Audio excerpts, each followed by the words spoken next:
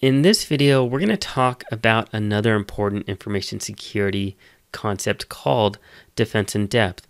And what defense in depth is having multiple layers of security in place that if one layer is broken or bypassed, we still have multiple other layers of security in place protecting our data and our assets. And so I have a couple diagrams in place, and a very good diagram is this one here on the left where we show our data in the center. To get to our data, if we have a malicious user trying to get access to it, well, they have to bypass and they have to get through all these layers of security to get to our data. So we put policies, procedures, and awareness into place to protect our data. We have physical security and perimeter security in place. We have security for our internal network. We have security on our host systems. And we also have security on our applications, where all this has to be bypassed to get successfully to our data and to steal it. So that's the point of defense in depth. Now, as we go through the course, you're going to see where I talk about all these different types of security and access control measures, and hopefully you'll get some aha moments and say, okay, I see where this section of the course applies to perimeter security or network security or operating system host security or physical security and so forth.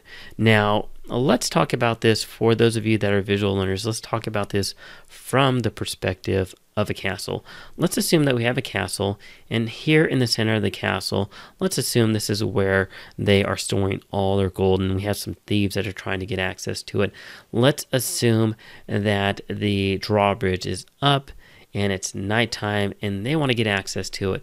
Well, to get access to it, they have to bypass multiple different security measures from the outside in, right? First thing, they have to go through the moat, because the drawbridge is up and the moat may have alligators in it. It may have oil on top of it, where the security guards, where the knights or whomever is up here can throw fire onto it and make it turn into a really bright and big and fiery blaze.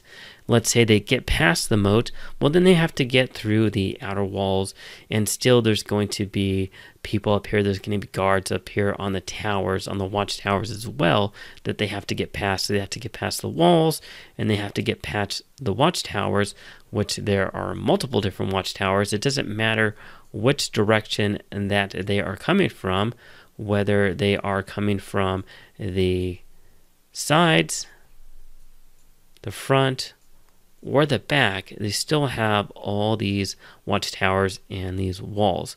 Now let's assume that they actually bypass the watchtowers and the walls and they get into here. They get into this courtyard, they still have an inner wall that they have to bypass as well. And even if they get into here, they still have these inner walls for this building. And then once they get into here, there may be some internal security measures as well, such as more guards and locked doors and everything. So that's the concept of defense in depth, and we can apply it to anything. We can apply it to a bank. You go into a bank during the day, and there may be an armed security guard. Let's say that there's a robber in there, there's an armed security guard. Let's say that somebody goes in there and they try to access information. They go up to a teller. Now a lot of the banks will have security glass as well. So how do you bypass that and try to steal money from the bank when there is security glass as well? So there's a lot of different measures in place, and let's assume that maybe somebody is using social engineering and trickery and connery, and they're doing some sort of method of identity theft. They go in there with an ATM card, but if they don't know the PIN, then they're not going to be able to have access. Maybe they don't have their ID card as well and they don't know the PIN. So they're not going to be able to gain access. So we can really apply it to anything. And if you think about it, think about where you work, think about where you go to school, think about how you access systems online and the type of measures that they have in place. We can apply defense in depth to all that. So that's the concept of defense in depth.